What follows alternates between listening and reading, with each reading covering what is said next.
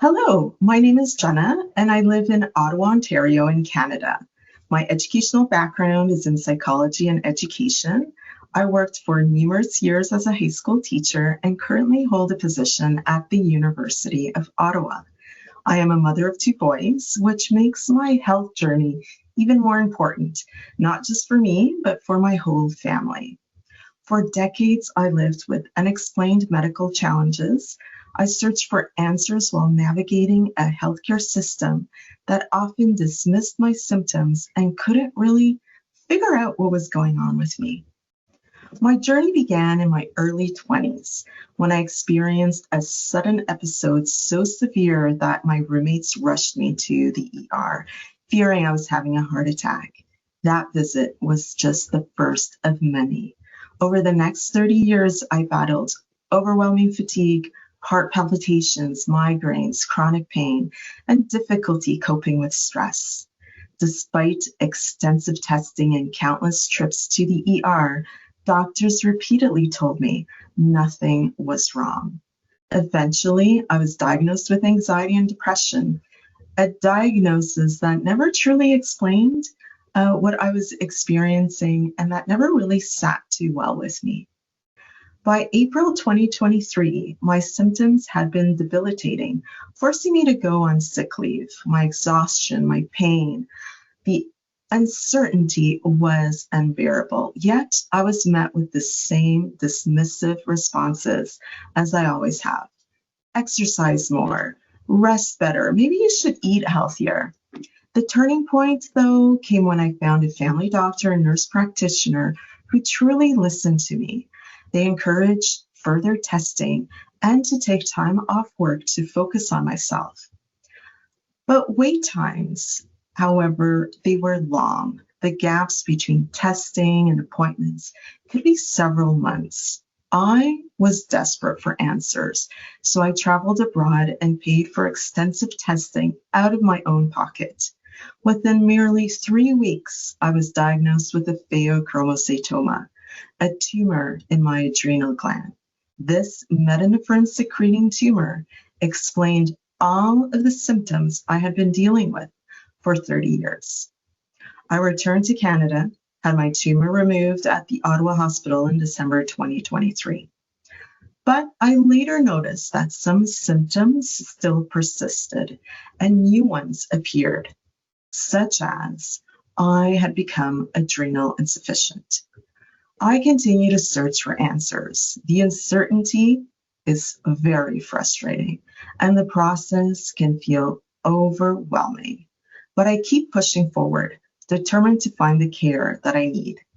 Throughout it all, I try to stay positive and take a very active role in my healthcare. I advocate for myself, seek out information, and work closely with my doctors. I also raise awareness by sharing my story like I am here today, hoping that others with rare diseases won't have to go through the same struggles. If my experience can help even one person get diagnosed sooner or feel less alone, then speaking up is definitely worthwhile. The biggest challenge has been going undiagnosed for 3 decades, 30 years of not understanding the origin of my debilitating symptoms, the health and healthcare providers not having answers for me. A simple 24-hour urinalysis measuring metanephrines could have revealed the truth years ago, sparing me unnecessary suffering. Even after my tumor was removed in December 2023, I know my journey is far from over. Some of my symptoms persist. Finding answers remains daunting and overwhelming, adding another layer of uncertainty to my life. Though science is evolving, it is still not there yet, especially when it comes to rare diseases. Certain scans and specialized tests might only be available in specific parts of the world, meaning access to proper diagnosis and follow-up care can be limited. Even something as simple as a trip to the ER becomes a challenge.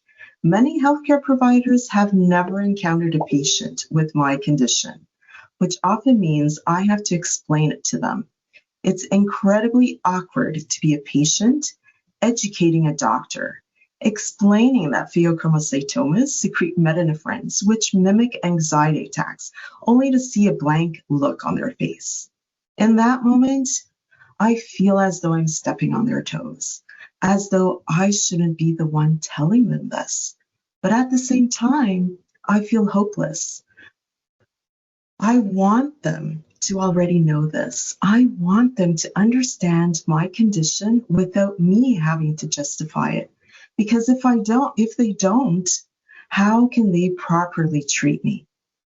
One ER doctor once told me, "Oh yes, I remember reading about that in a textbook in medical school."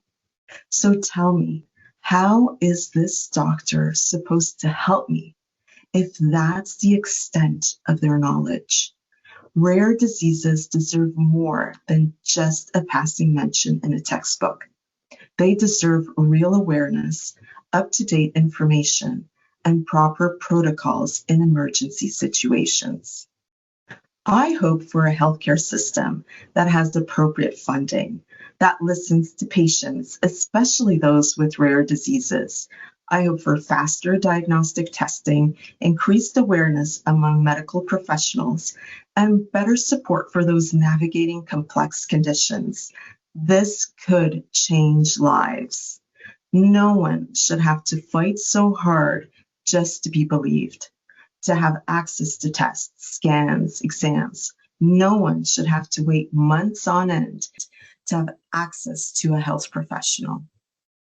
I also hope that sharing my story helps others feel less alone and pushes for improvements in the way rare diseases are diagnosed and treated. I sincerely hope that this will bring awareness to the importance of funding our healthcare system, providing doctors with the resources that they require, hospitals with the technology available, and above all, increased research in rare diseases is of utmost importance. It is the only way that we will find answers to our complex health conditions. Proud to be rare.